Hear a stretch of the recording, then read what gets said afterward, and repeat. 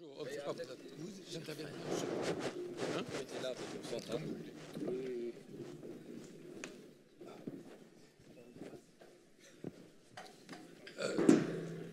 Comme certains d'entre vous le savent sans doute, je ne suis pas du tout un spécialiste de l'Afrique. Ma zone de spécialité, c'est le Moyen-Orient, c'est l'Afrique du Nord, ce qui est une partie de l'Afrique quand même.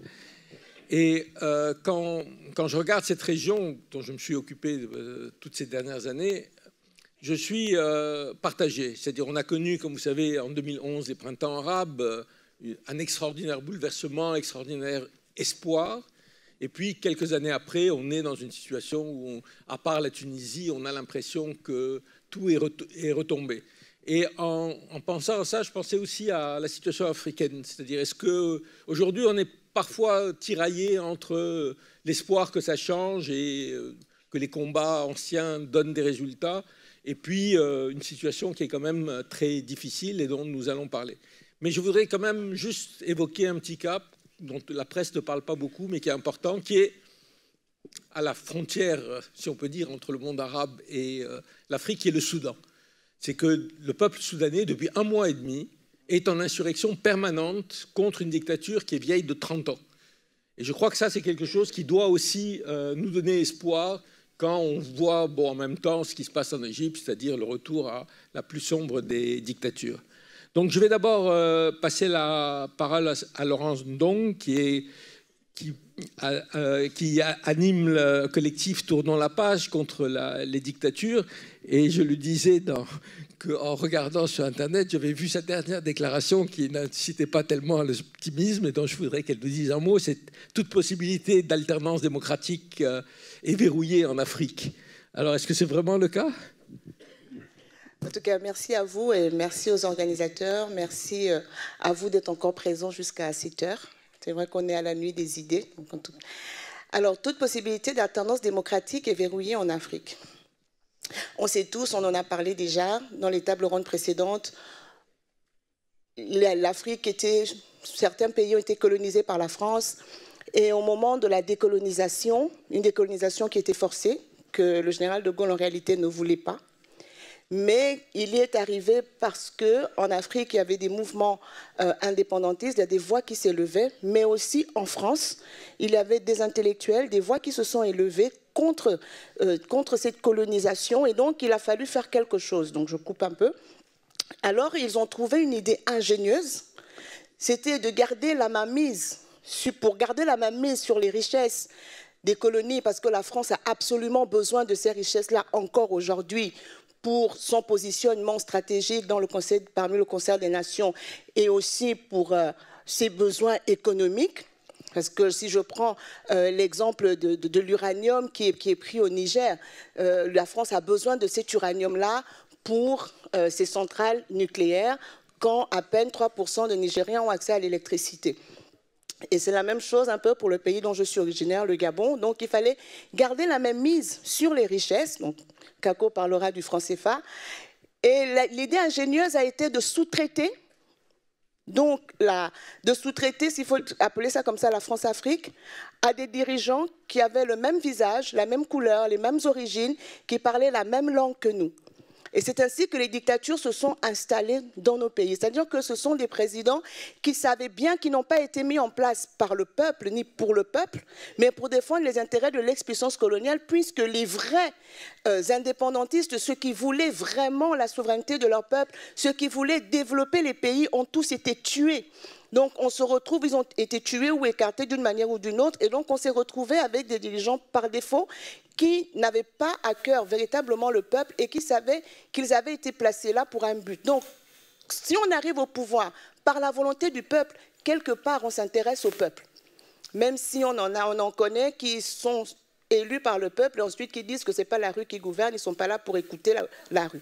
Je dis ça, je dis rien. Je passe.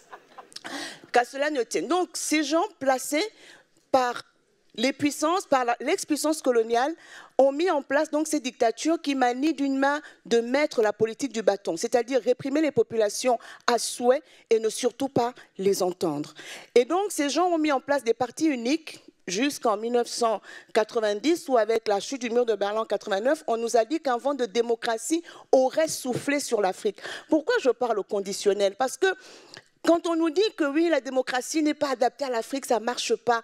Mais en fait, ce qui est arrivé après 1990, est-ce que c'est vraiment la démocratie? Avant de dire que ça ne marche pas, est-ce que c'est réellement elle qui a été appliquée? Parce que la démocratie, c'est le pouvoir au peuple. Or, depuis 1990, la seule chose qui a changé en Afrique, c'est qu'on a légalisé les partis politiques d'opposition. Ils ont été certes légalisés, mais on a toujours veillé à continuer à les museler. Les dictatures se sont mises à organiser les élections. Est-ce que la démocratie, c'est simplement l'organisation des élections? Quand on sait qu'en plus, ces élections ne sont ni transparentes, elles ne sont pas du tout transparentes. D'ailleurs, le feu président de mon pays qui a régné 42 ans a dit qu'on n'organise pas une élection pour la perdre.